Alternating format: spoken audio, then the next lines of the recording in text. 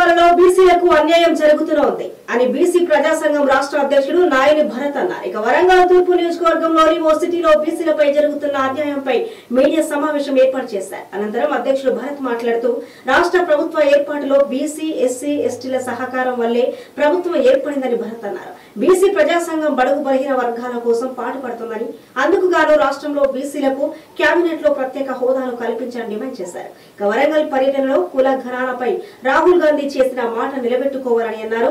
Congress TPCC అధ్యక్ష పదవి బీసీలకే ఇవ్వాలని భరత్ పేర్కొన్నారు. పలు కీలక విషయాలపై ఈ ద్వారా ప్రభుత్వం దృష్టికి తీసుకుపోవడానికి మీడియా సమావేశం ఏర్పాటు చేయడం జరిగింది. వాస్తవాన్ని కూడా బడుగు బలహీన వర్గాలను అణగదొక్కిలని చెప్పే మరి ఆనాడు ప్రజలందరూ కూడా, తెలంగాణ ప్రజలందరూ కూడా ఎస్సీలు, ఎస్టీలు, బీసీలు, మైనార్టీలు అందరూ కూడా ఏకమై కొత్త ప్రభుత్వాన్ని ఎంచుకున్నాం. మరి మేము కూడా ఆ రోజు తెలంగాణ బీసీ ప్రజా సంఘం మరి సంపూర్ణ మద్దతు మీ అందరికీ కూడా తెలుసు. ఎందుకంటే మరి బీసీలు పడుతున్నటువంటి కొన్ని ఏళ్ళ బట్టి